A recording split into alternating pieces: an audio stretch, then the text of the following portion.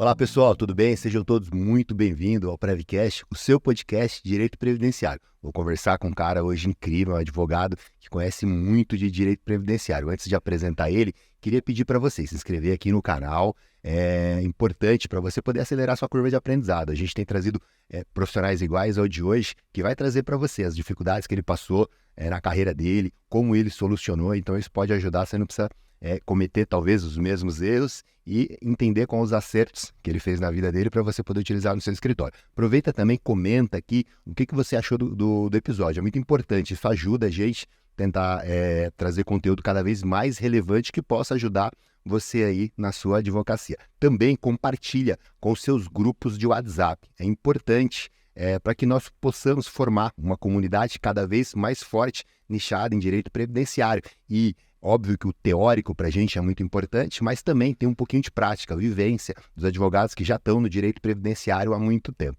Bom, quero apresentar para vocês ele hoje, que é um parceiro meu, junto ao AB, temos feito um trabalho aí realmente para tentar levar um pouco de conhecimento para a advocacia previdenciária e vai compartilhar um pouquinho aqui de conteúdo com a gente. Dr. Laércio Lemos Lacerda, que aliás, o Lacerda eu também tenho, então a gente deve ser parente talvez de alguma forma. Seja muito bem-vindo, tudo bem? Muito obrigado, Danilo, e a todos os que estão nos ouvindo, né?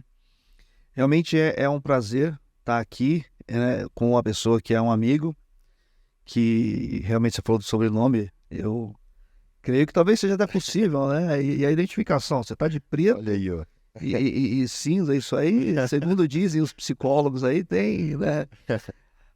Uma relação, uma correlação, mas é um prazer estar aqui e eu fico muito lisonjeado com as suas palavras e vocês me desculpem porque dado o nível, né, dos grandes professores de direito que têm passado aqui pelo Prevcast, eu creio que eu não vou fazer jus aí aos demais, mas aquilo que nós pudermos ajudar, falarmos da prática, das dificuldades do dia a dia e como a gente tem se virado, porque a advocacia ela tem se reinventado a cada dia e como tem muitos colegas novos aí da jovem advocacia, colegas que estão iniciando, que estão tendo uma jornada difícil nos primeiros anos de advocacia, vamos aí ver o que nós conseguimos trazer para ajudar os colegas.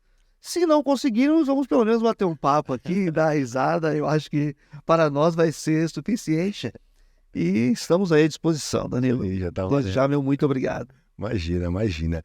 De fato, a gente, assim como o Dr. Laércio, ele realmente está usando da falsa modéstia, é um cara que conhece muito de direito previdenciário aí, mas já conversamos aqui realmente com pessoas incríveis, né? Vou até deixar alguns cards aqui, a playlist, então olhem lá depois, porque realmente tem muito conteúdo interessante. Eu utilizo boa parte dessas dicas no meu escritório, então realmente tenho certeza que o Dr. Laércio vai compartilhar um pouquinho do dia a dia aí, todos nós vamos aprender. Bom, queria primeiro, Laércio, entender como é que você chegou no direito, como é que o direito aconteceu na sua vida, e aí depois, como é que você veio aí para o direito previdenciário? Bem, como o direito chegou? Esta é uma pergunta bastante profunda na vida de cada advogado. Primeiramente, eu entendo que o direito ele é uma vocação. Uma vocação. E o que isso significa para nós advogados? Hoje, você tem advogados que têm essa vocação e você tem advogados que vieram meio a contragosto. Só para fazer um parêntese, você, como eu, estamos na comissão estadual de direito previdenciário. Quando o advogado se dispõe a ajudar os colegas, porque nós estamos lá para tentar ajudar um pouco aos colegas. Ou seja, você não está ganhando nada, você não está tendo uma retribuição financeira Isso faz parte, no meu entendimento, desta vocação. Inicialmente, o direito ele vem como uma necessidade que, no meu caso, tive. Como? Durante a vida. A vida vai te chamando, a vida vai te trazendo situações em que você só vai encontrar a solução no direito. E aí, por mais que você não tenha uma condição inicial de cursar uma faculdade, em algum momento da vida, se estiver destinado a você, você vai conseguir. Eu, por exemplo, você está perguntando, eu tive uma infância em um bairro bastante simples, pobre, em São Vicente. E quando eu fiz 18 para 19 anos, eu fiz no vestibular para Direito. E na ocasião as coisas foram por outro caminho que eu nem vi o resultado.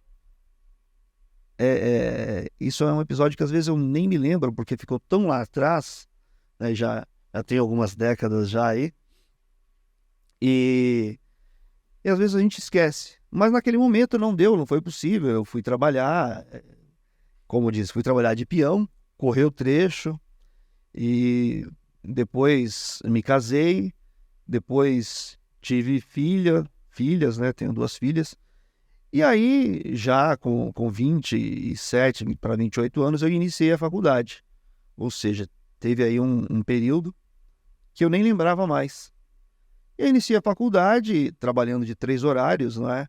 Então você já percebe que vai ter uma derivação aí para o direito previdenciário, para o direito trabalhista, que é aquilo que você vivia como um empregado em chão de fábrica.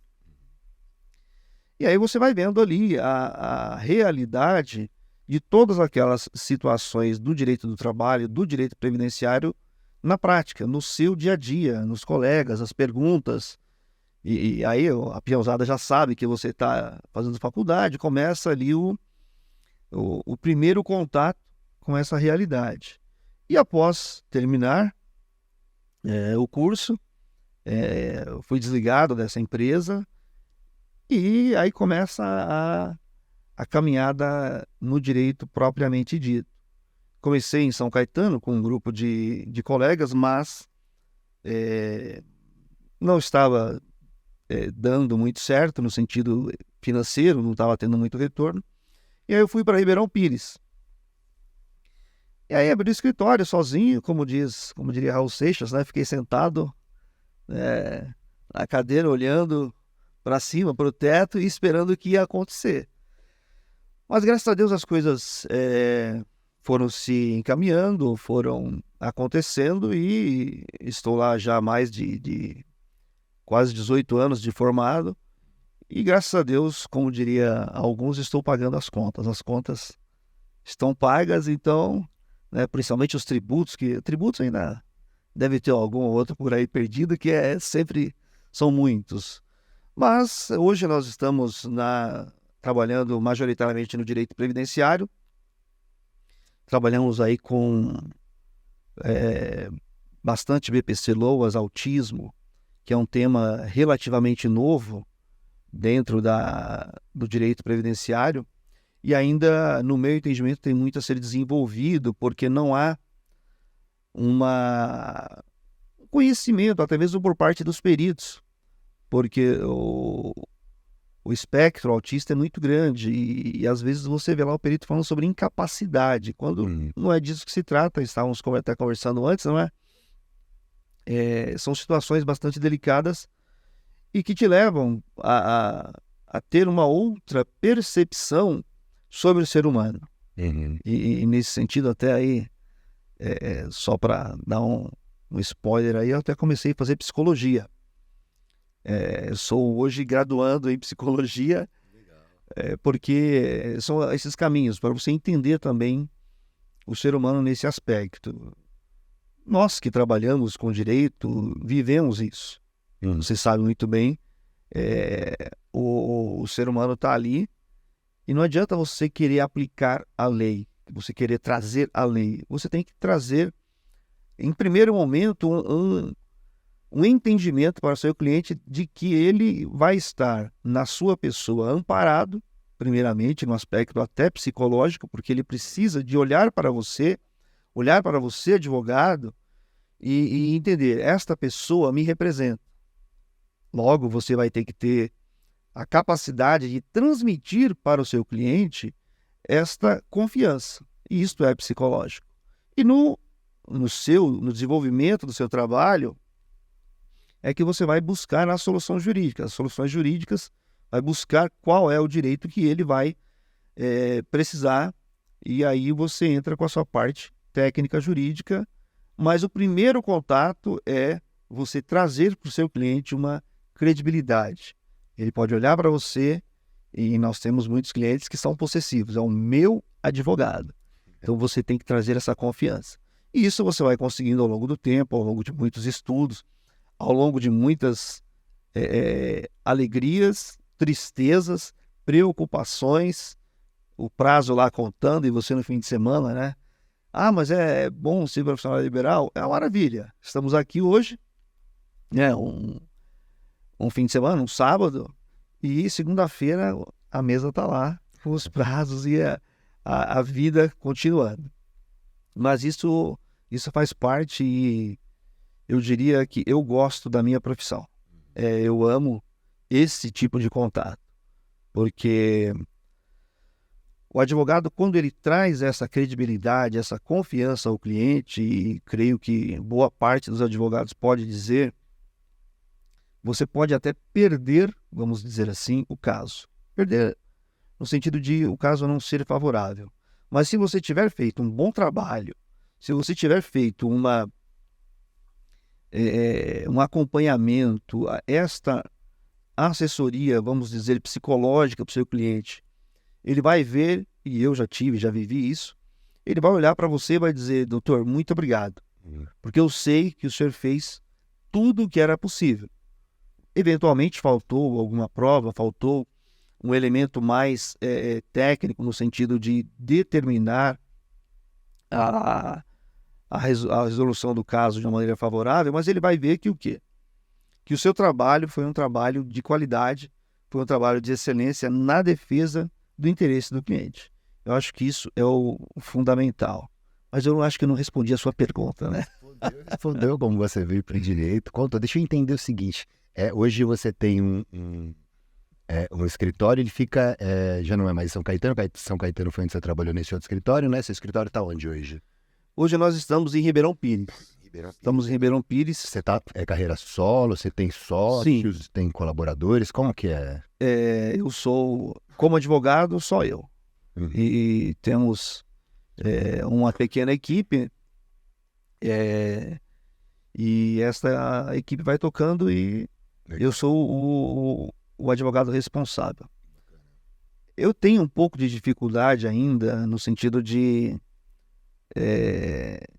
ter alguém como sócio. É difícil você achar. Já tive algumas parcerias, algumas possibilidades, mas ainda não encontrei. Né? Nós temos aí alguns projetos futuros, e a gente tem que quebrar esse paradigma. Eu entendo, mas não é muito fácil, porque a advocacia, sobretudo, ela é estudo e trabalho. Uhum. E principalmente hoje nós estamos vendo uma glamourização, e muitos colegas querem o glamour, querem as festas, tivemos agora, estamos, né, no mês do advogado, parabéns a todos os colegas, a todas as colegas. É muito legal, é necessário esse reconhecimento ao advogado, mas temos de ter isso em mente. Por quê? Porque o teu sucesso, ele não vai estar relacionado ao Instagram, ao Facebook, enfim, às redes sociais. Uhum. Ele vai estar relacionado à pessoa que está ali, como eu já acabei de falar. E essa nova geração, ela tem muitas qualidades, eu reconheço muitas qualidades no domínio da tecnologia, mas em algum ponto eu vejo um excesso de exposição vamos dizer, não fundamentada. Eu creio que você tem que estar presente, porém, você tem que demonstrar uma realidade. Logo, só para exemplificar, eu creio que a tua realidade do dia a dia tem que passar para as redes sociais, passar para o teu público, para os seus clientes. E não você criar uma realidade virtual e que não corresponda à sua realidade. Fantasiando, né? Fantasiando, exatamente. E isso traz severos problemas, porque você vê alguns profissionais, alguns colegas que criam essa realidade e quando você vai no dia a dia, isso não corresponde. E aí começam os problemas. Logo, eu tenho muito cuidado com isso e na medida em que conversamos com os colegas, eu procuro trazer essa experiência da maturidade, porque eu acho que a nossa geração, ela é uma geração que está fazendo a transição da antiga advocacia para a advocacia digital. Por incrível que pareça, eu não vou dizer que sou daquela época, mas eu já fiz petição em carbono.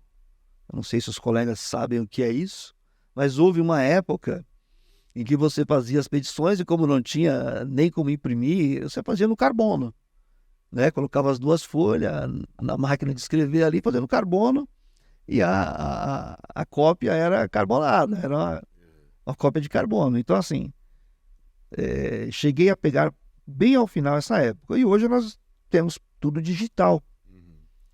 Logo, até peço perdão aí para os colegas mais digitalmente, não vou nem dizer incluídos, mas já totalmente digitais, né? Nós estamos tentando nos incluir dentro desse mundo digital. Então, a gente tem esta experiência dos 2 lados. Eu acho que isso é interessante. Temos que ter cuidado para não rejeitarmos as novas tecnologias, tudo isso que temos visto. Mas eu creio que também não podemos esquecer de um passado onde líamos, né? Entrava na faculdade, pegava lá aqueles livros tradicionais de um português maravilhoso e que era difícil até de compreender. A minha primeira pós-graduação tinha alguns textos de direito tributário que você tinha que ler o texto 1 ou 2 vezes para entender o português da coisa. E, posteriormente, entender a parte jurídica. Mas eu creio que isso tudo é interessante para deixar claro o quê?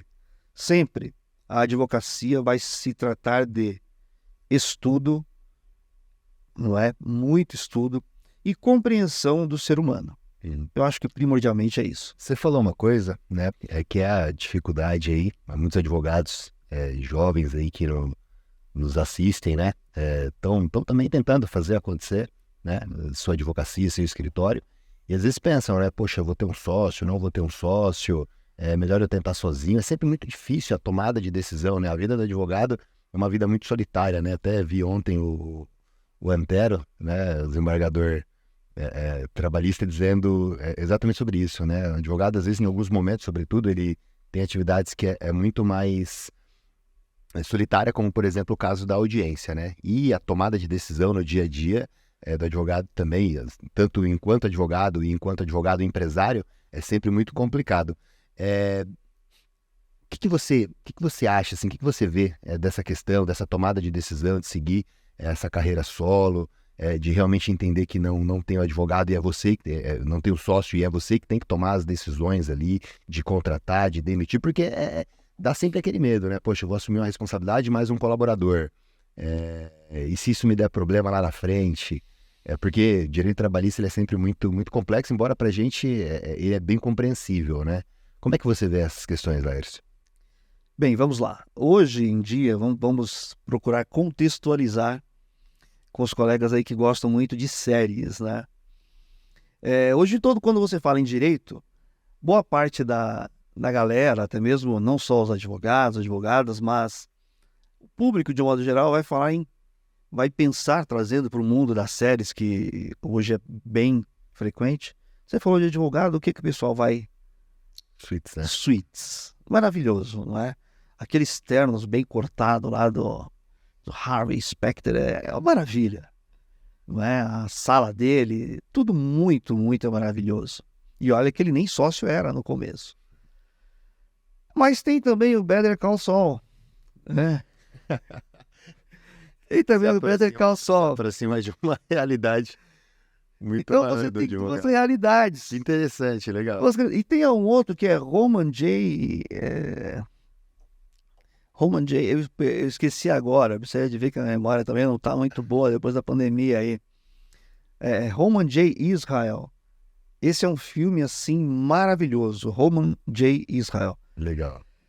Ele é um advogado, ativista, enfim, tem toda uma história e esta percepção que você está falando da transição entre Suits e Better Call Saul, ele se perde nisso aí. É muito interessante. Então eu vejo nesse aspecto, você vai ter o lado menos glamuroso e o lado dos holofotes. Qual lado você está? Quando você começa, vamos dizer, a grande maioria, que não tenha uma tradição dentro da família, não tenha alguém que possa já dar um start, você vai sofrer mais. E nesse contexto, eu creio que você tem que assistir Better Call Saul e ver os perrengues que ele passa ali. E tem tudo isso, tem a questão dos colaboradores, tem a questão do como angariar clientes, e lá é uma outra realidade, nós sabemos do ponto de vista ético e tudo mais, e ele tem dificuldades. E isso eu penso que reflete um pouco a nossa advocacia no Brasil. Nós estamos passando por mudanças, e o advogado que está nesse início, você vai ver aí muita gente falando muita coisa que nem tudo é realidade. Logo, o meu entendimento é que cada um tem o seu caminho, seja pré-destinado, seja feito na base de meter o peito, abrir o peito e ir para construir você mesmo, né? Self-made man, fazer a sua história. E dessa forma, eu entendo que não há vamos dizer, uma regra que seja para todos. Porque cada pessoa é uma pessoa. Uns são mais introvertidos, outros são mais extrovertidos, têm capacidade de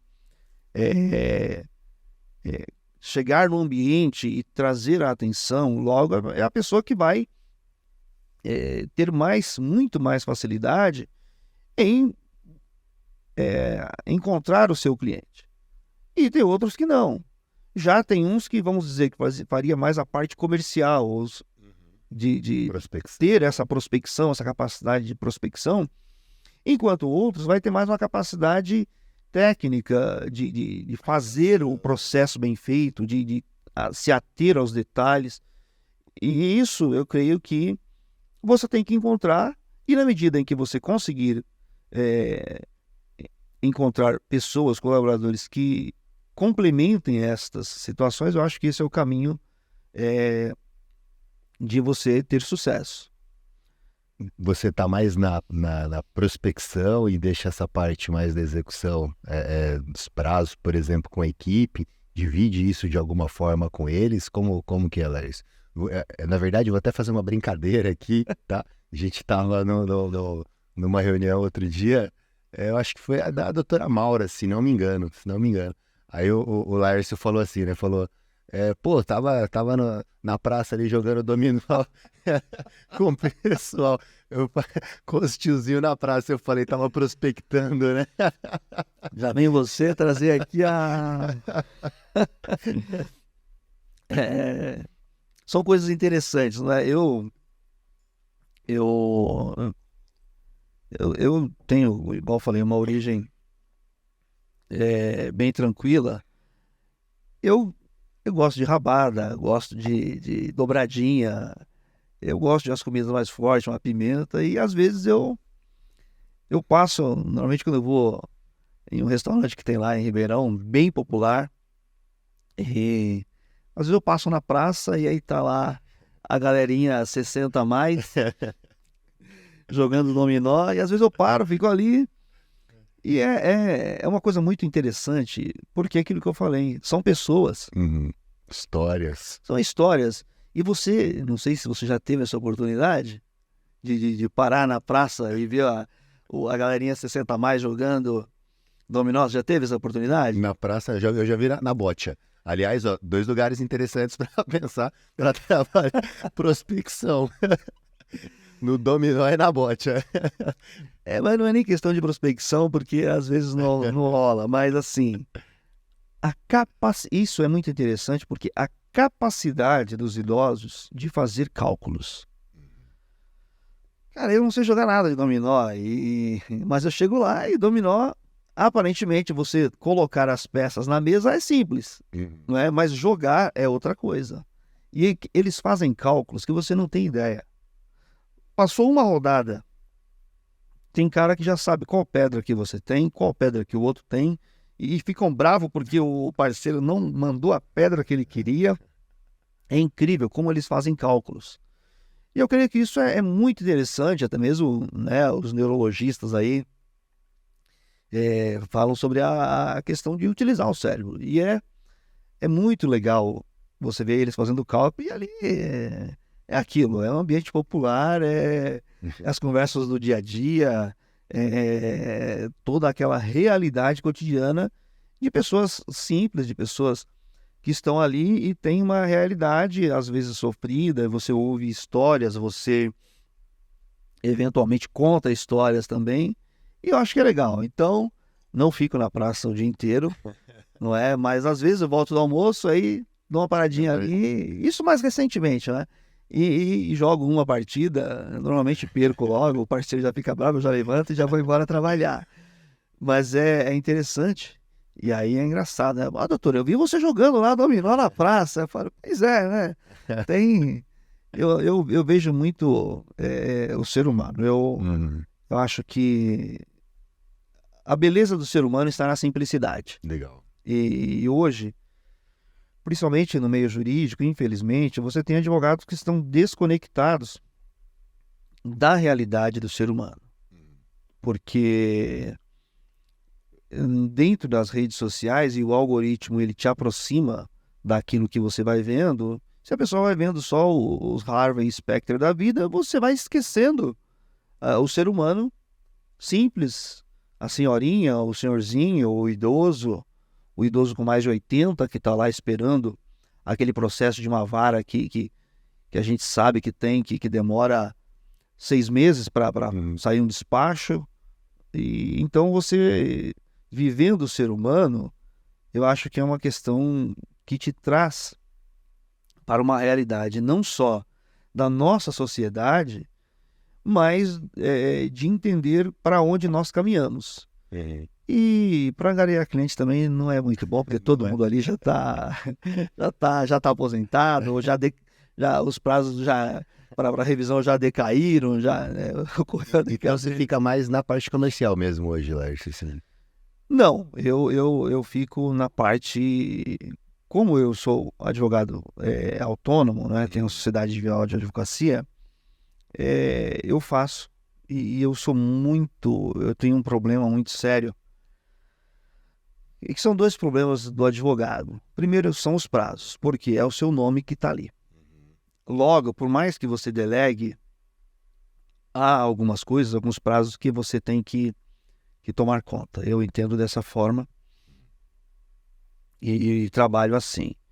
E outro aspecto é o meu aspecto para escrever. Eu tenho uma dificuldade muito grande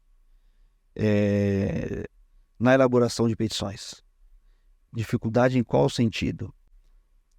No sentido de fazer a petição mal feita. Exatamente. Isso é um defeito. É igual a gente estava falando, eu comecei a faculdade e na época de São Bernardo, o professor Pimenta, que era o diretor, sisudo, da antiga, excelente profissional, e ele era outra época. E ele chegou, eu lembro como se fosse hoje, e a primeira coisa que ele perguntou para cada aluno era qual livro que você tinha acabado de ler ou estava lendo.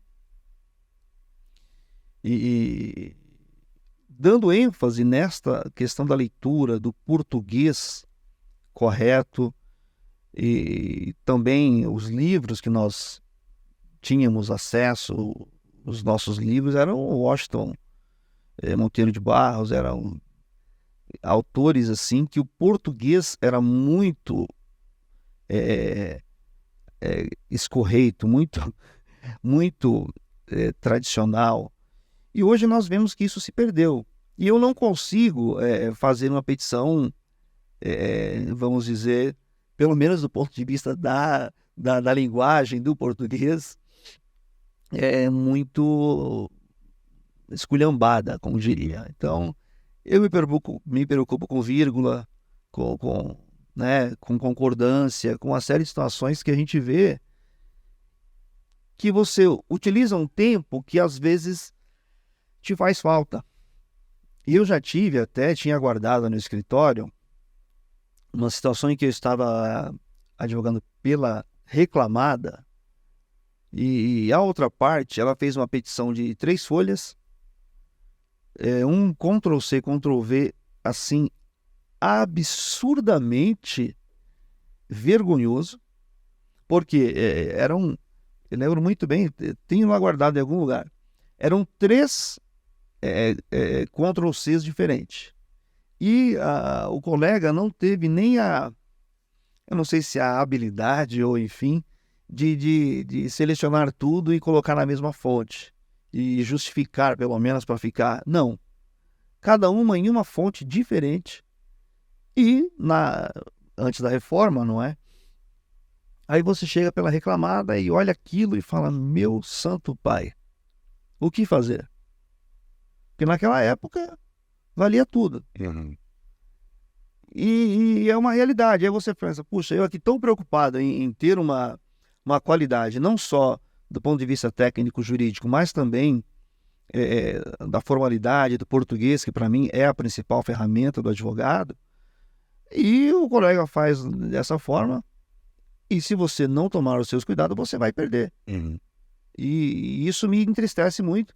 Eu tenho procurado, vamos dizer, simplificar e tirar um pouco essa ansiedade, mas aquilo que eu falei, são coisas da formação, da tua formação intelectual. Cuidado em relação a isso mesmo, né? Eu acho fundamental, né? Porque o português, quando você não o utiliza corretamente, ele grita, né? Tem certas coisas que você ouve ou vê que aquilo parece que grita na tua mente. E eu acho que a principal ferramenta do advogado é a linguagem. Uhum. Porque eu sempre falo com quem trabalha comigo, eu falo, não é o que você, ou com colegas que às vezes pedem, enfim, alguma opinião, alguma ajuda, eu falo, não é o que você quis dizer. Quando o juiz pega uma petição, pega um texto que você fez, ele não vai julgar aquilo pelo que você quis dizer. E esse é o principal problema hoje no direito, eu diria. Porque às vezes, não, mas eu quis dizer isso. Fala, tudo bem, meu caro colega, minha cara colega. Você quis dizer, mas como é uma linguagem escrita, o que você escreveu não corresponde ao que você quis dizer. E aí, quando você tem essa situação, não adianta chorar. Porque você disse uma coisa, apesar de ter querido dizer outra. E aí, quando o juiz julga por aquilo que você disse, não é lei, não tem nada, não é jurisprudência, não é a norma, é a linguagem. E eu vejo algumas situações onde a linguagem derruba o profissional, a linguagem determina o processo ser improcedente, enfim, a decisão ser improcedente, e não tem o que fazer. De forma que, aquilo que eu falei, o advogado tem que se basear não somente pelo conteúdo jurídico, mas também e principalmente pela linguagem. Né? Não adianta falar, eu quis dizer. Não, você disse, você escreveu e está lá e não tem como tirar. Legal, legal. Pensando no trabalho em si, né? Nos benefícios e as problemáticas que nós encontramos no dia a dia, não são poucas, né? Para realmente conseguir benefícios. Você falou, por exemplo, dos benefícios, os BPC, né? Para pessoas com autismo. O que você tem entendido assim que é interessante? Então, imagina o advogado que está começando agora no direito previdenciário, ele não sabe muito para onde ir, o que buscar. Quais benefícios você acha que seriam os benefícios de entrada para ele poder pensar eventualmente em prospecção, para conseguir manter uma carteira mínima que consiga deixar o escritório de pé e ele ter um pouco de fôlego para tocar? Bem, essa era aquela primeira pergunta que você tinha feito que eu não respondi, né? Mas vamos lá. Eu entendo que, primeiramente, o advogado tem que fazer uma autoanálise e entender onde ele está. Por quê? O advogado que inicia uma carreira solo vai ter muitas dificuldades. Porém, ele tem que, no meu ponto de vista, entender o local onde ele se encontra, a sociedade que ele está vivendo, participando, e a partir desta análise, ver qual é a situação mais importante para ele. O que ele tem mais acesso? É a esse público? De forma que, estando dentro de uma parte da sociedade, entendendo aquela coletividade, a partir desta análise, deste panorama, é que ele vai ter que se posicionar. Seria algo como fazer a famosa aquele estudo para você montar um negócio. Você tem que ver quais são as suas habilidades, qual é o teu público, exatamente, um plano de negócio para o teu negócio, que na realidade a advocacia ela é um negócio, com muito mais dificuldade por todas as questões de ética, de vedações, né, proibições de captação ilícita de clientes, mas é um negócio. Então você tem que entender onde você está e, a partir desta situação, definir. Eu estou num ambiente social em que tem este público, então vamos investir primeiramente em estudo, em entender tecnicamente isso e, a partir daí, começar com esse público-alvo, trabalhar com esse público-alvo. E essa é uma possibilidade para aquele advogado que pensa em iniciar uma carreira solo. Agora, há outras possibilidades. E uma delas é trabalhar em escritórios maiores, enfim, estar disposto a ter um período de aprendizagem em um escritório maior. Aprendizagem prática ali, né? Exatamente, porque essa dificuldade que existe, ela está para a pessoa. Porém, eu acho uma coisa interessante, ninguém gosta de falar sobre os problemas. Todo mundo quer ser um case de sucesso. Por mais que não esteja aquilo que você falou de uma realidade virtual que a pessoa se coloca. Ela, né, está naquela bolha das redes sociais, porém a realidade não é aquela. Logo, ela tem que definir isso. Eu vou viver uma vida real ou vou viver uma vida sob os holofotes? Dessa forma, eu entendo assim, vai iniciar um trabalho solo, analise o seu meio ambiente, veja quais são as possibilidades, veja qual é o público-alvo majoritariamente presente naquele ambiente social e, a partir daí, comece. Olha, não tenho essa condição, tanto financeira, de iniciar, quero ir para um escritório maior? É interessante, porque em escritórios grandes, e nós estamos falando aqui hoje, estamos em São Paulo, na capital. Logo é o centro do país, é o lugar onde as coisas acontecem, é a cidade mais, vamos dizer, pujante em relação ao direito, é onde você tem os maiores. Isso não querendo desmerecer as outras capitais, os outros locais do nosso Brasil.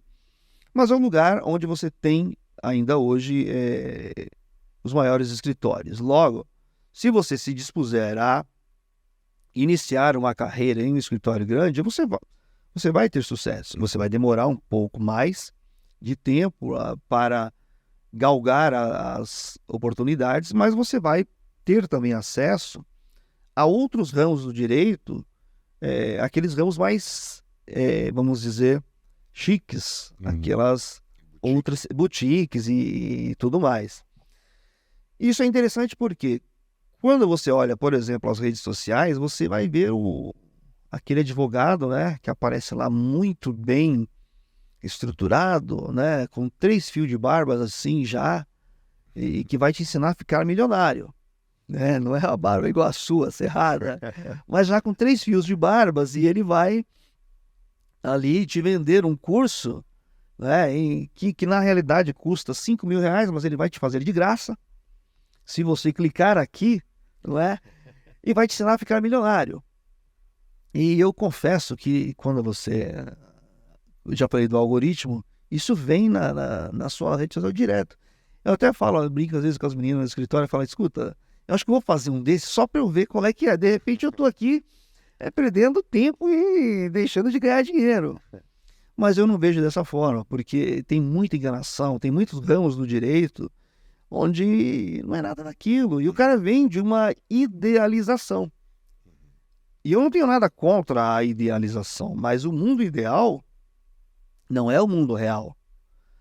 Ainda ontem, em uma pequena discussão, assim, do ponto de vista acadêmico, na faculdade, e estava discussão sobre a realidade, sobre o virtual, sobre o mundo ideal. Eu falei, olha, do ponto de vista ideal, o Brasil é o melhor país do mundo. O melhor país do mundo. Quando você pega a Constituição Federal, não tem coisa mais linda e maravilhosa. É uma das constituições mais, vamos dizer, completas, até mesmo porque ela é uma coxa de retalho. E aí, quem já teve acesso a como efetivamente a Constituição foi produzida, ficaria embasbacado, mas ela tem ali toda uma gama de direitos que, se aquilo correspondesse à realidade, o Brasil seria maravilhoso.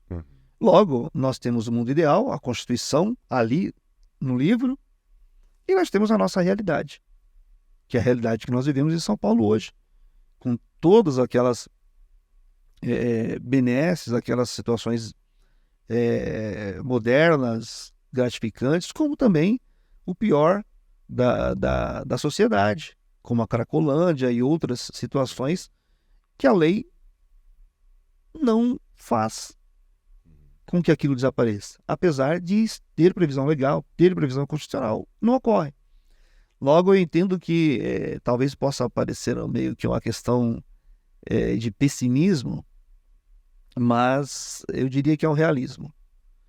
Entendo que tem de haver a esperança, tem de haver a luta pela implementação desses direitos, mas não podemos sair da realidade. Porque quando você sai na rua, quando você vai ao supermercado, quando você vai para o centro da cidade, você vê toda essa realidade.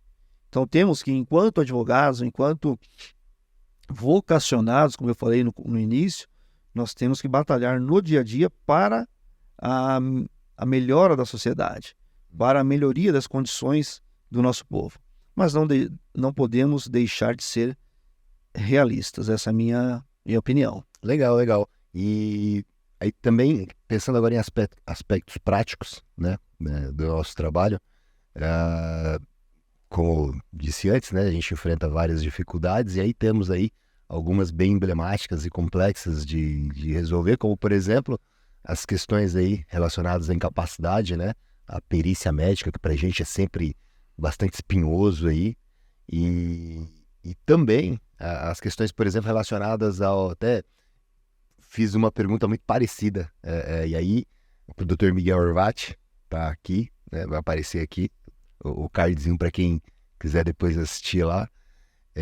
As questões relacionadas também à PPP, né? É um documento que a gente depende sempre do empregador, né? O empregador que preenche ele. Para conseguir a correção desse documento é sempre muito difícil. Aqui em São Paulo a gente tem muito, né? Aposentadoria especial, aposentadoria por tempo de contribuição, em que a gente vai fazer conversão de tempo especial. E aí a gente tem uma problemática nos juizados, que a gente tem dificuldade em relação à prova emprestada ou à realização de perícia, né? Mais especificamente em relação à questão de perícia. Você tem visto questões como essa, enfrentado questões como essa? Se sim, como você tem solucionado, Laércio? Vamos lá. Depois você me lembra que eu posso esquecer. Primeiro, perícia. Segundo, a questão dos PPPs. Aposentadoria especial. Perícia é um negócio, assim, maravilhoso. Quando você pega o mundo ideal, igual eu falei. No mundo ideal, é maravilhoso. Você pega a norma, você pega a lei, não tem coisa mais tranquila, límpida, clara, absoluta. Maravilhoso. Bastaria o quê? O cliente ir até o perito analisar ele com todos aqueles detalhes que a norma traz, e você teria um laudo maravilhoso, perfeito.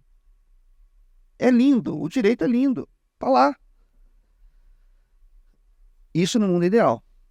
E na nossa prática diária? Como que isso ocorre? Você falaria muito melhor do que eu sobre isso. Na prática, não é isso que ocorre.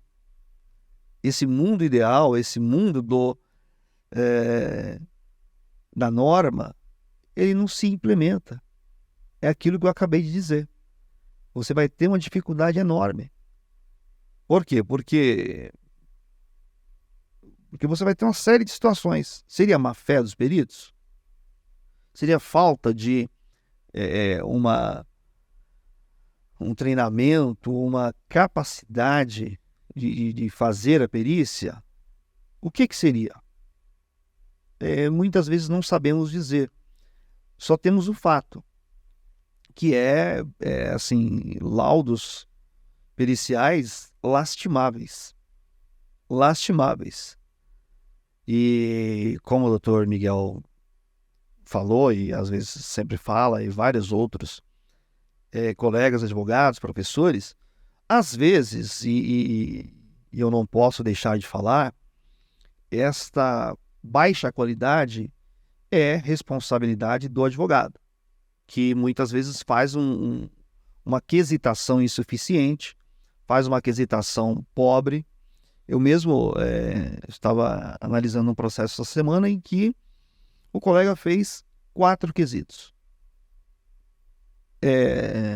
Puxa, que poder de síntese. Mas né? O segurado tem tal doença? Não. Pronto, acabou. Vai falar o que agora? Então ele não soube conduzir a sua quesitação. E aí você tem esses laudos que são muito tristes. E também na parte administrativa você tem situações aberrantes, igual a gente estava conversando ali. Eu já tive sentado na minha mesa o cliente que perdeu 3 rins. Perdeu 3 rins e o perito falou que ele estava apto ao trabalho, que não tinha incapacidade. Aí você me pergunta, como assim? Perdeu 3 rins? Mas nós só temos 2?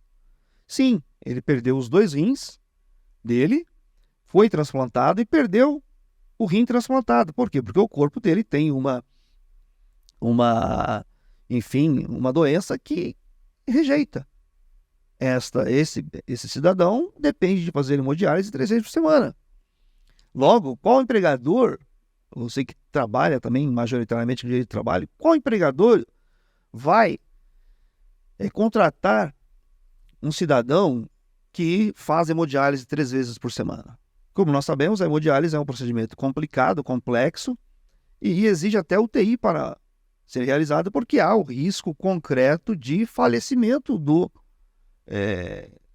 paciente. Ninguém vai contratar, mas o perito falou que ele estava apto ao trabalho e não tinha capacidade. Aí você fala, e agora? É uma realidade. Quando qualquer perito, qualquer pessoa, vamos dizer até nem técnica, com um bom senso, fala, poxa, esse cara não tem condições. Mas é um caso. Já tive casos de perito administrativo na seara administrativa do INSS, falaram para a cliente, não, você tem problema na coluna porque você está gorda. Além de ser um desrespeito e gordofobia, inclusive, ou seja, tem até um aspecto do ponto de vista do desrespeito à pessoa, ninguém está numa situação porque quer. E aí é uma questão objetiva. A pessoa tem incapacidade? E não falar, você está gorda. Tem pessoas que são obesas por questões clínicas, enfim, genéticas, inclusive. Então não é porque eu quero. Eu mesmo sempre tive vontade de ter aquela barriga tanquinho, mas nunca tive. Então, assim, são coisas que você não tem o controle. Pessoas com problemas de tireoide e mulher, principalmente, questões hormonais. E o perito fala isso. A cliente chega no teu escritório, senta na tua mesa e começa a chorar. Logo, você vê que nesses casos, em vários outros que a gente podia ficar aqui conversando durante um bom tempo, além de não ter uma abordagem estritamente médico-técnico, né, exercer o seu papel técnico como médico e simplesmente fazer uma ofensa dessa natureza, você vê que falta profissionalismo, falta técnica para o perito, e aí isso vai acabar na tua mesa, vai acabar nas suas mãos para você dar o enquadramento jurídico para aquela situação. E aí você tem que também estar preparado, porque se já veio uma situação dessa natureza, você não pode se dar ao luxo de analisar aquilo de qualquer forma e mandar como simplesmente mais uma petição, igual voltando à questão das redes sociais, não perca tempo com petição, temos aqui 50 mil petições. Não é dessa forma, você vai ter que entender o paciente, entender a doença e fazer uma aquisitação bem elaborada e buscar trazer de volta não só o benefício, mas a dignidade para aquele cliente. Então eu creio que seria mais ou menos nesse sentido. Quanto à questão dos PPPs, é outra situação lamentável e que, infelizmente, do meu ponto de vista, acabou a aposentadoria especial, é aquilo que eu falei do pessimismo. Hoje, se você for ver as regras, acabou. Mas está lá ainda na lei. Na lei ela ainda existe na questão ideal. Mas na prática, eu entendo que acabou. Como é que você pensa essa questão do acabou? Não, os requisitos hoje, antigamente se você cumpria o tempo, hoje você tem que cumprir o tempo, aí tem que esperar a idade. E aí você faz o que nesse ínterim? Vai jogar dominó na praça? Seria muito legal, mas como é que você trata da família? Então, na prática, você cumpre o tempo de trabalho exposto às condições e quando termina esse tempo, olha, posso me aposentar agora com aposentadoria especial? O que o governo vai te dizer? O que o INSS vai te dizer? Olha, você precisa agora só cumprir o tempo, que é um outro requisito. A idade, que é outro requisito. De forma que, nesse ínterim, você faz o quê? Tem que trabalhar. Logo, no mínimo, ficou híbrido, para não dizer outra coisa, não é? Mas tem um outro lado que eu entendo que, além de perverso, eu entendo que eu uso umas palavras meio ignorantes, meio grosseiras, não vou falar aqui, mas é burrice. Ou não, né? Seria a falta de uma assessoria técnica adequada para o empregador.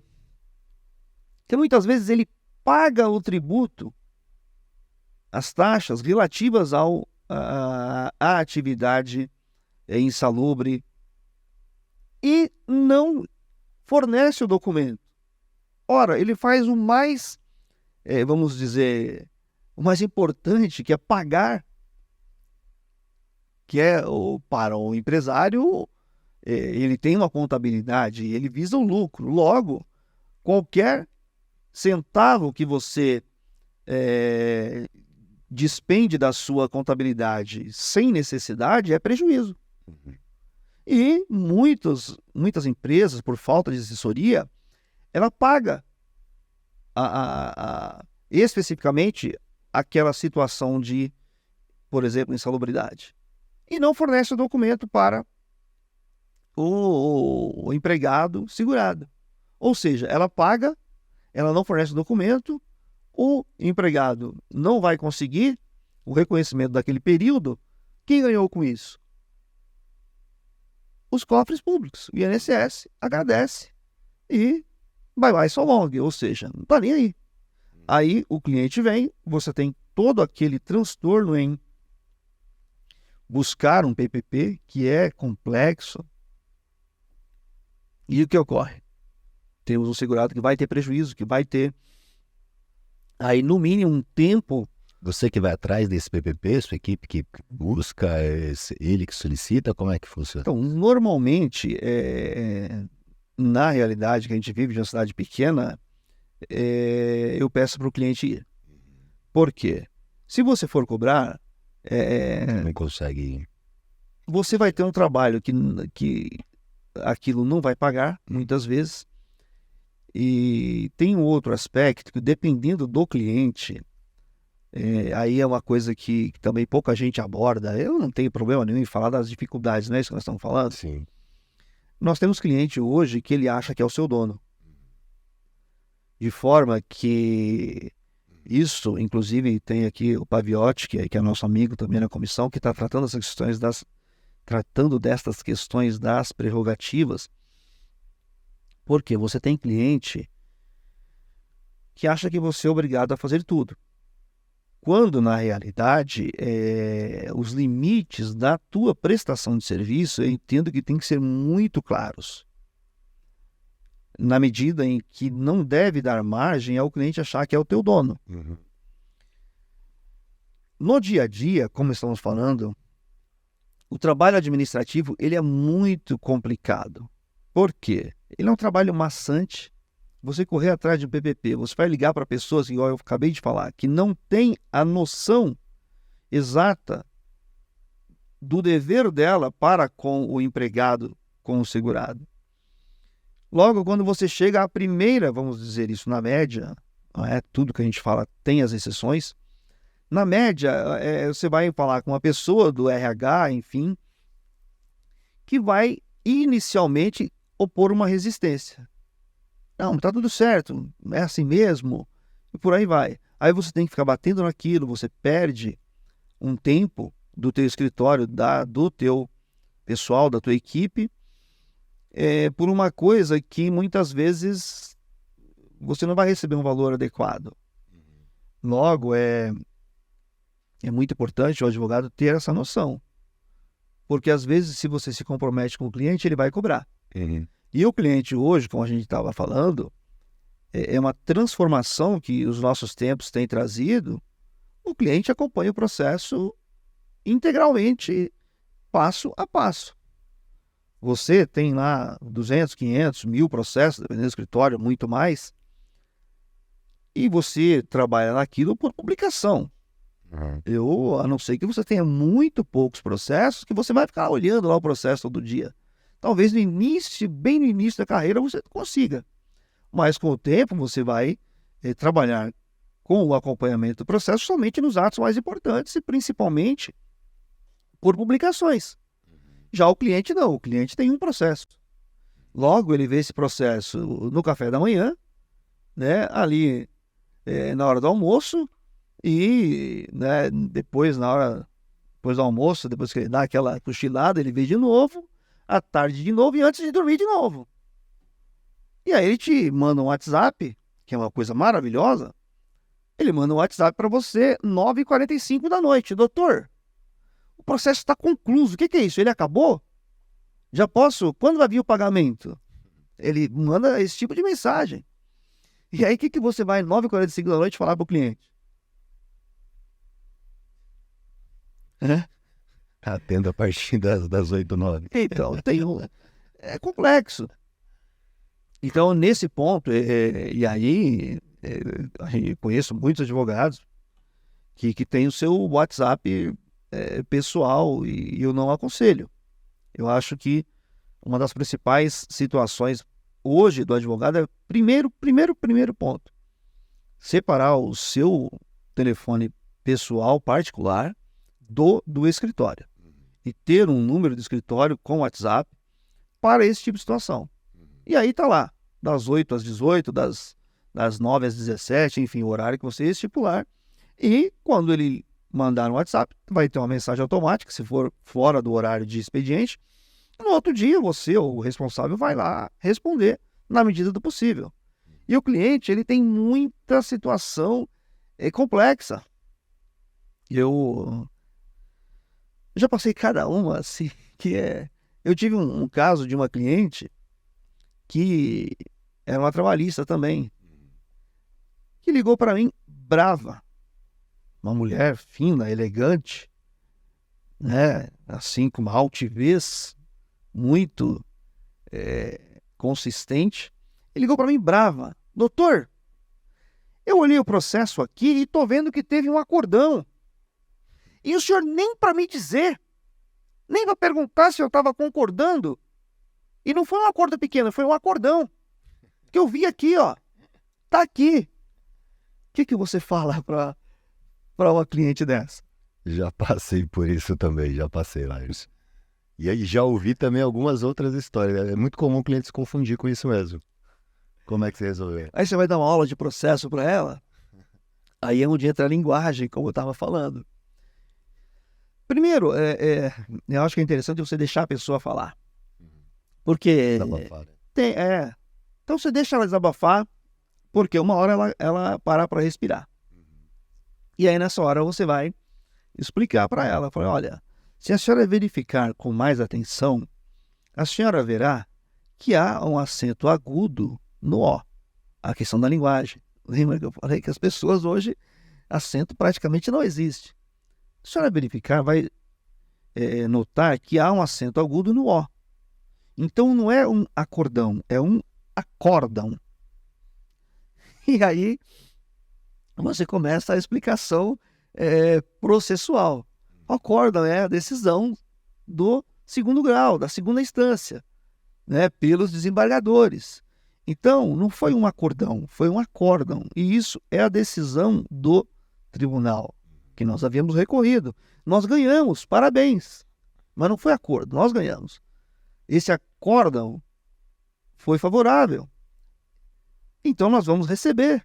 Seu dinheiro vai vir. Porém, esse acórdão vai ter que voltar para a primeira instância, vai ter todo o processo na época de execução, cumprimento de sentença, e posteriormente nós vamos ter. Fique tranquila. Resumindo, eu acho que a aula foi muito tranquila. Eu procuro ser tranquilo. Já me exaltei algumas vezes, mas muito poucas. Foi muito tranquilo, mas o resultado foi... eu acho que ela ficou com tanta vergonha que veio o marido dela para receber na época cheques. Veio o marido dela. Então, assim, eu acho que quando você é polido, machuca mais do que se você for grosseiro. Que quando você é grosseiro, você dá margem para outra parte se exaltar também. E aí, já viu, quando há exaltação, quem grita mais tem razão.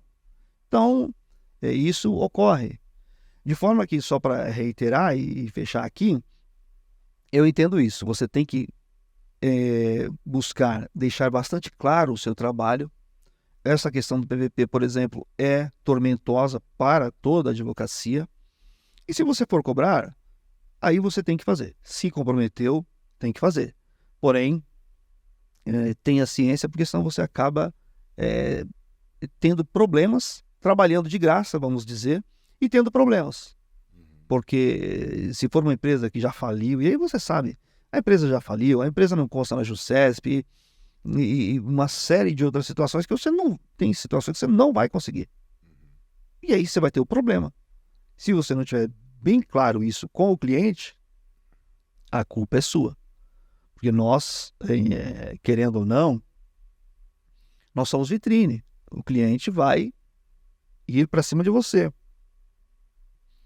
E nesse sentido, é muito complexo, porque a nossa credibilidade ela está ligada diretamente ao que o cliente pensa sobre nós. Porque um cliente insatisfeito, ele te traz um problema bem sério. No sentido de denegrir a sua imagem, de até difamar. Logo, tem que ter esses cuidados, tem que deixar bem claro a extensão dos seus trabalhos, porque senão o cliente vai abusar de você. E hoje em dia, com redes sociais, com WhatsApp, se você não conseguir fazer esta separação, você fica sem vida. Totalmente. Legal. Eu realmente percebo, né? A gente atende no direito previdenciário um público muito simples, né? E esse público muito simples, ele tem uma ideia, em muitos momentos, equivocada em relação ao papel do advogado, né? O próprio processo em si, né? Como você falou, não compreende o que é um acórdão e não teria como compreender mesmo, que é um nome que, enfim, você só vai aprender... advogado. Só vai aprender a faculdade e muitas vezes nem entende exatamente, né? Demora, talvez na prática, que você realmente vai entender como funciona isso. Então é realmente uma dificuldade. Pensando na questão do auxílio-doença, né? Eu vou te contar uma coisa que aconteceu com a gente no passado, Lércio, e até para reflexão do pessoal aí que estiver assistindo, né? A gente tinha um volume grande, assim, de benefícios de auxílio-doença, né? E um número de improcedência muito grande. Na verdade, historicamente mesmo, a gente passou ali da época que, em 2005, o INSS tinha ainda os peritos externos, né, aqueles credenciados. A gente tinha muita perícia administrativa concedida na época. Logo em seguida mudou, e aí os benefícios começaram a ser negados, né? E aí a gente passou aí para via judicial para tentar reverter em muitos laudos negativos. E a gente pensava assim, caramba, não é possível. Sobretudo até com esse comparativo de que antes tinha muitos benefícios concedidos e depois começou a indeferir tudo. A gente começou a perceber que alguma coisa estava errada e a gente parou de culpar os peritos, né? A gente ficou pensando na ocasião e falou, vamos tentar trazer aqui para dentro e entender. O que eu quero dizer para o advogado é que a contratação, né? A contratação, ela é hoje no meu escritório fundamental, assim, né? Eu filtro muito para realmente fazer benefícios por incapacidade, porque às vezes a pessoa, ela tem laudo médico, ela tem exame, ela faz um tratamento médico, mas às vezes não é uma questão de incapacidade, né? E a perícia, até conversando, a gente tem aqui, ó, apareceu o cardzinho aqui dos peritos, né, que nós conversamos aqui. Teve o Jonas, né, que estava comigo aqui como host também, teve o Richard e o Elcio, e você vê como que é feita a avaliação deles, do ponto de vista técnico, é bem... objetiva. Eles dizem que se não tiverem elementos objetivos, eles não concedem o benefício. Bom, se eles partem de elemento objetivo para conceder o benefício, eu preciso partir de elemento objetivo para fazer minha contratação, porque senão vai ser barrado lá na frente, entende? E aí é o que você falou, traz custo operacional para o escritório, igual o problema do PPP, né? Se você assumir um custo operacional para o seu escritório, que é o que eu fazia antes, pegava tudo que era tipo de auxílio-doença, tem documentação médica, vamos fazer. Eu comecei a criar uma operação que estava gerando muito custo para mim e não estava vindo o resultado. A gente teve que se preocupar. Aí foi quando a gente fez um curso sobre perícia médica com alguns peritos e a gente entendeu como que era o olhar da perícia médica e a gente mudou. Aí no atendimento eu passei a filtrar isso. E não vou te dizer assim que hoje é tudo concedido. Não. Há improcedências, há casos em que a gente não se conforma, né, com o resultado do laudo.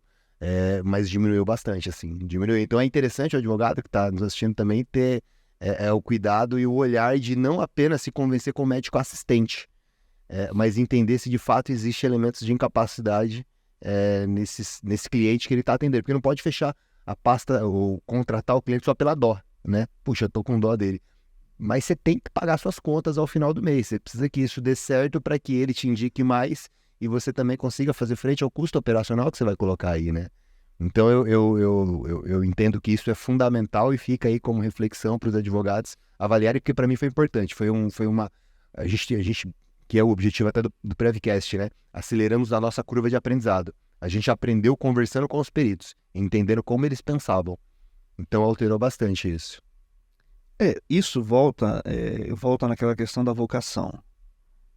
O advogado vocacionado, primeiro ponto que eu sempre bato nisso, ele vai ter uma visão do ser humano. E muitas vezes o cliente chega, igual você está falando, ele não tem uma incapacidade, mas ele pode ter várias doenças. E aí, infelizmente, tem muitos advogados que não sabem a diferença entre incapacidade e doença. Ah, Laércio, você está brincando. Eu falo, não. Tem.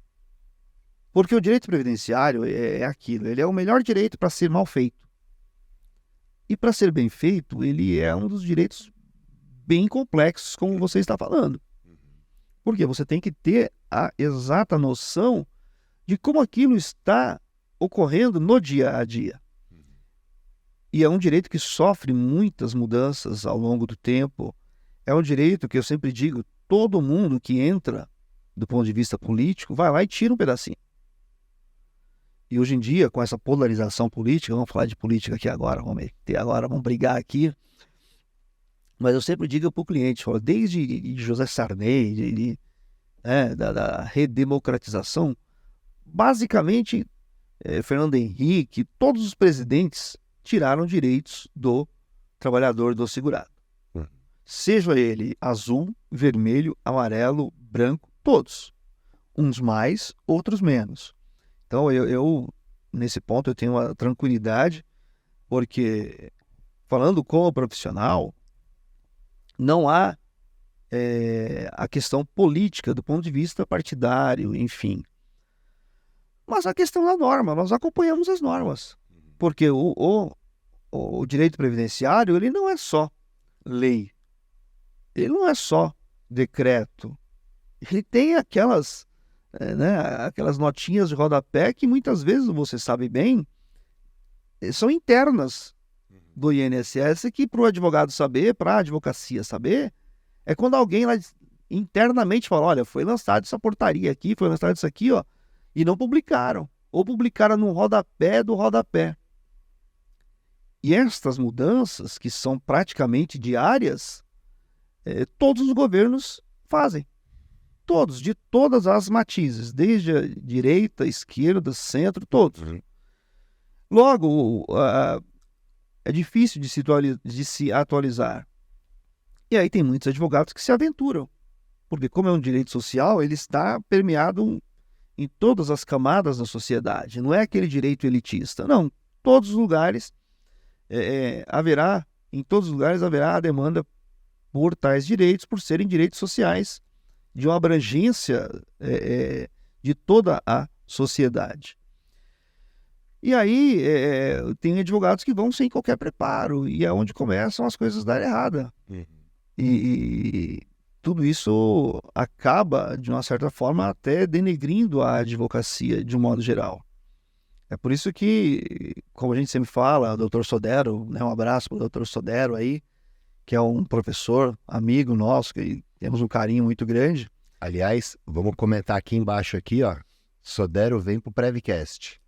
É isso aí, doutor, tá convidado, hein? Vamos chamar o Sodero. E ele sempre fala sobre a necessidade de uma advocacia preparada para defender bem os direitos sociais.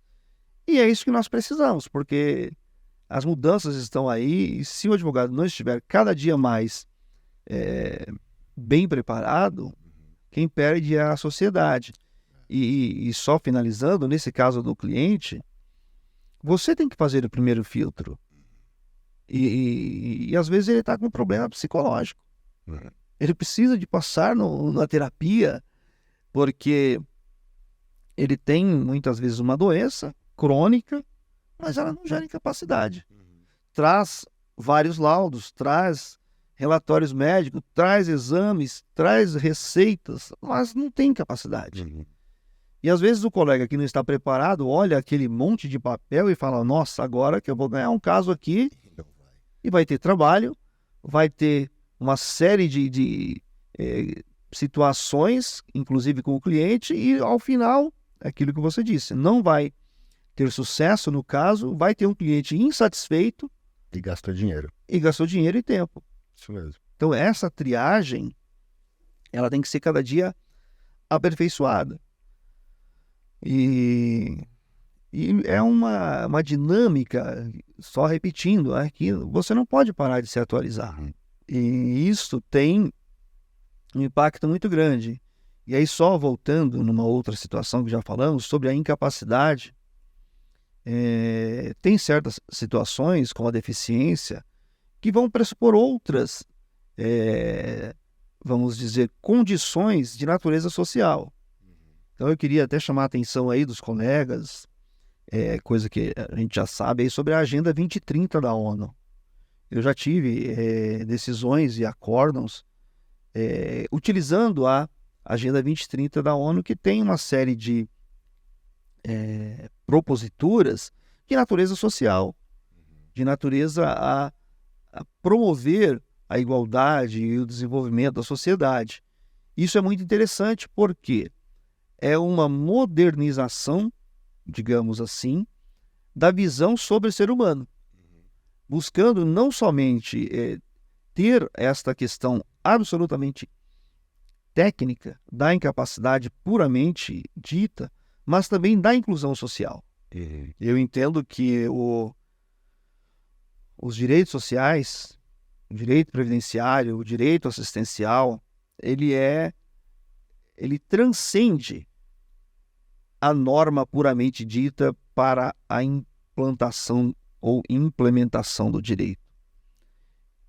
No meu entendimento e de vários outros professores, o valor que o segurado recebe, ele é muito importante para o desenvolvimento, inclusive, da economia. Quando você vai para lugares remotos, cidades no interior, dos rincões do Brasil, você vai ver que tem cidades que a economia é baseada majoritariamente em benefícios, sejam sociais, sejam previdenciários, sejam assistenciais. E isso tem, no meu ponto de vista, um fator importante para o próprio desenvolvimento econômico e social do país como um todo e de determinadas regiões, especificamente falando. E isso, eu creio que a Agenda 2030 da ONU, ela traz de uma maneira bastante objetiva e clara, e já está havendo no próprio judiciário o reconhecimento desta norma que tem uma natureza aí, vamos dizer, global. Tem outras críticas, tem gente que tem sérias críticas contra esta Agenda 2030, mas eu creio que você tem que ver o que é melhor para o seu cliente, para a sua advocacia e utilizar. Pode ser um elemento aí importante de discussão, né? Laércio, a gente vai checar, como passa rápido o tempo aqui, chegando já numa parte final da nossa... Já? Pois é, cara, você acredita? Já estamos aqui em quase 1h30. Deus é pai, eu falo demais, né? Não é? É muito rápido mesmo. Eu queria que você trouxesse aí, de repente, alguma orientação final para os advogados que estão aí batalhando no direito previdenciário, né? Ou tentando se encontrar, ou tendo as suas dificuldades, tendo que decidir sozinho aí. O que você deixa de dica, de mensagem, de orientação aí para esses colegas previdenciaristas? Bem, não acredito que o tempo passou tão rápido. Veja, vamos ver se eu consigo aqui sintetizar. Primeiro ponto é: conheça-te a ti mesmo. Você tem que se conhecer e buscar uma disciplina dentro do teu negócio. Isso é o principal. Feito isto, você tem que se atualizar e se aperfeiçoar a cada dia. Não tem milagre. Mas tem no Instagram? Tudo bem.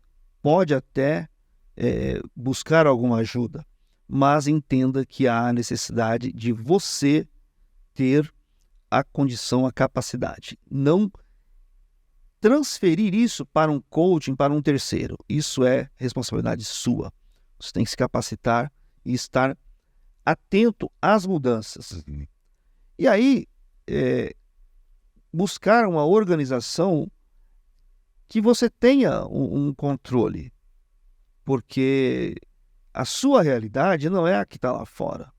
Logo, você tem que fazer tudo isso, estar em sintonia com a tua realidade, tanto do ponto de vista acadêmico, do ponto de vista do aperfeiçoamento, como do ponto de vista econômico e financeiro. Porque se você deixar isto correr solto, como se diz no popular, você vai se dar mal.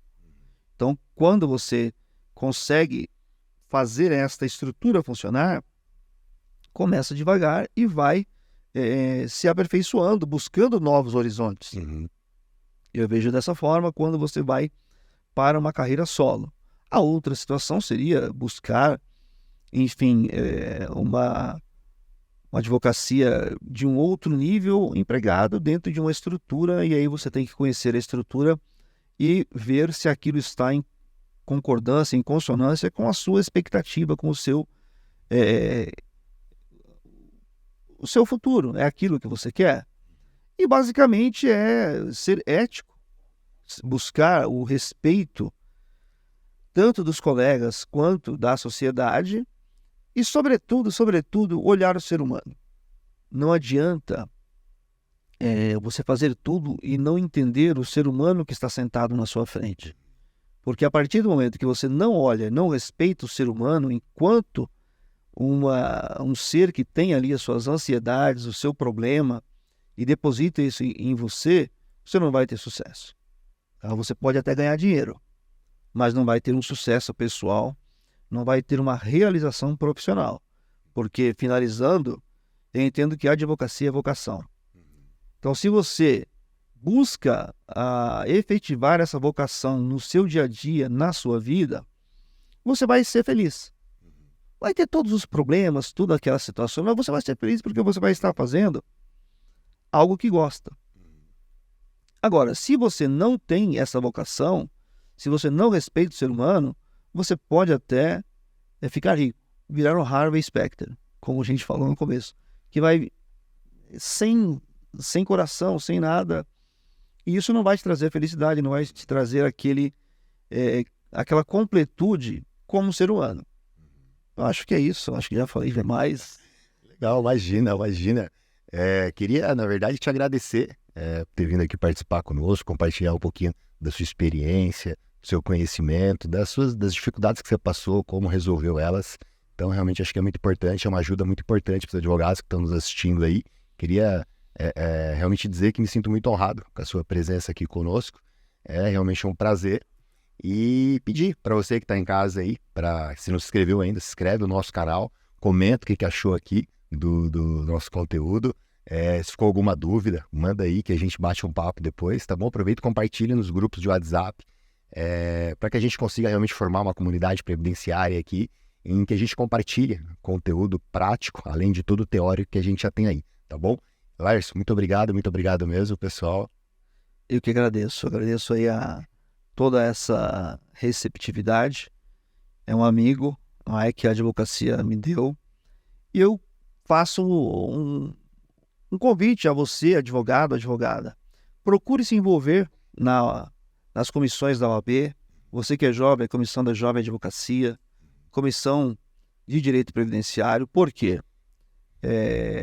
Quando você se envolve, você está dignificando a advocacia, buscando engrandecer e desenvolver.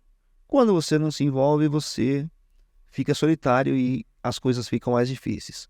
Mas desejo sucesso a todos. Estamos aí à disposição naquilo que pudermos ajudar. Mais uma vez, muito obrigado. E espero que vocês consigam o sucesso e a realização profissional, aquilo que nós batalhamos a cada dia. Obrigado. Show de bola. Pessoal, obrigado. Até uma próxima. Valeu.